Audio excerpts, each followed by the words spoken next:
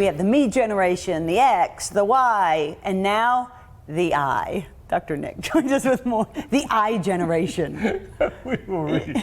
You were reading about it. And I said, what is this? Addiction to the screen? It's is the that what I. It is? The addiction to the screen? Because you think iCloud, iPhone, everything. And then, of course, you have the all-encompassing television for the older I generation. You're right. For the older I generation. Right, that's funny. I wonder if that's a play, too, like I generation. I generation. We take in so much information all the time. For instance, the political world has certainly heated up lately. I was up to 2 o'clock in the morning. Wow. Watching. You just couldn't get away from it. It just almost unfolds hourly.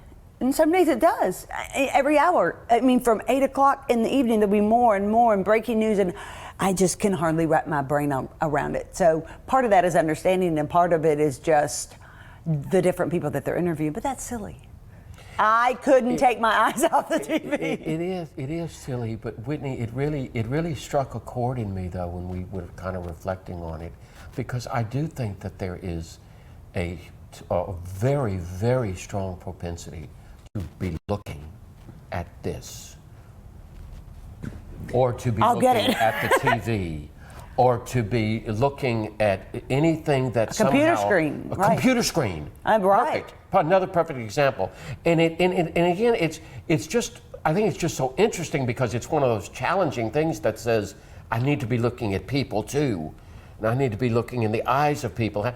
I recently went on a vacation. Not if you go to a meeting because they're all doing this. Well, I recently went on vacation on a cruise. Do you know what my biggest complaint was? And that's why I say this touched me. Tell me. They didn't have but just a few channels on the television. Oh. And I really wanted more channels. I wanted more options. You were going to watch television on a cruise? I would want to go into my room at late night and it unwinds me and flip. And I didn't want to watch news. I wanted to watch something, biography, history, something. Sure. But it was still somehow an inability. Why didn't I pick up a book? Because I had been reading that day. I don't know why I didn't do more for that. Or again, to go to the phone and look. But did you have access to it, or was it extra money? May I confess? Please. It was extra money, and the first day I went without it and went crazy. So you paid the extra $5 a day? I'm just like, wow, this addiction to this screen. You are an I generation. It's just you, and you're not. Oh, what? Look. This is something I think we've got to really struggle with as a nation. Oh no, I had one of the regular size. I had to get the super size because I look at it so much. I mean, I virtually do 80% of emails. I am in that generation which when I was in television news, I just never understood when, 6, 7 years ago, they said, okay, this new generation, and they're all getting news from their iPhone. I'm like, oh, it's crazy. They're not going to do that. Well, guess what? Yeah. And there's TV stations on there, and there's breaking news, and there's every newspaper that you want to read. You don't have to go to the library. I do crazy amount of stuff on my phone. I'm guilty. I do think I'm getting that little neck pain in the back. but then let's because you're always saying, okay, how can we change it? Okay. These are the things that I think we just have to be aware of.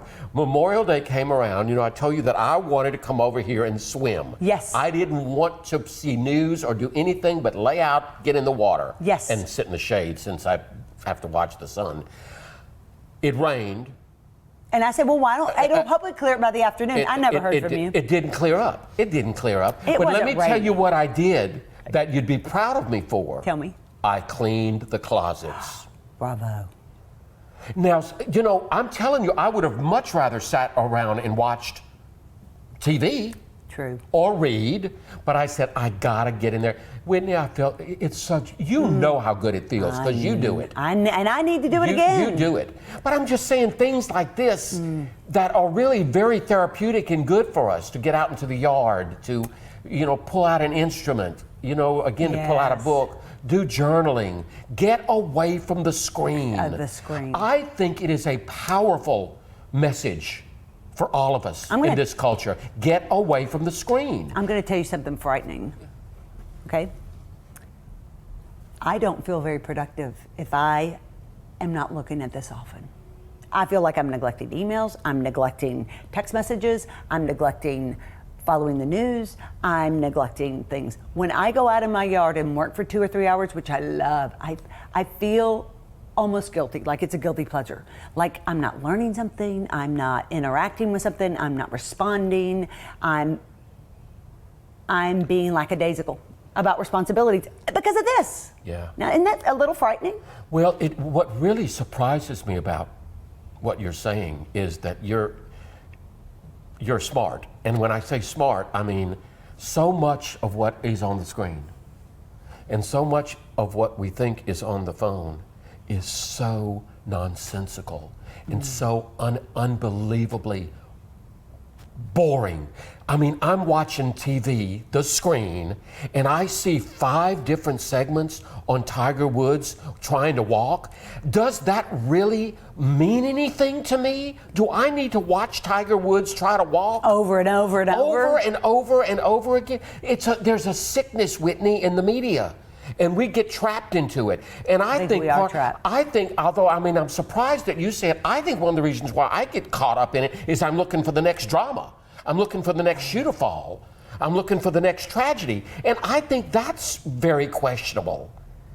When I got back on the internet at the cruise, I was sorry I did it, because what did I start doing? Checking the messages. Maybe it's not so much turning the screen off, but again, deciding what we're going to allow into our beings. Okay. I mean, you know, you've said to me a number of times that you're fascinated with slavery and the Civil War. Yeah. No, Whitney, I don't think that's negative screening. I think that's a real interesting hobby for you. Just like I'm interested in music and like to learn new songs. Yes. And just learn to new and sing with the strings of my heart. I mean, but that's taking me away from that addiction to the screen. I'm active, I'm proactive, I'm choosing what I want to become involved in. And the Kim Kardashian world, which I just don't even look at page 6 or anything about Housewives of anything I don't get. Yeah, and I can't do all that celebrity news. I just don't care. So off with the screens. Yeah, that's right. Yeah, or just manage it. Manage it. Yeah, just be cognizant. I'm going to be. Manage it. All right. Great to see you, Dr. Nick. Much more Weekends with Whitney after this.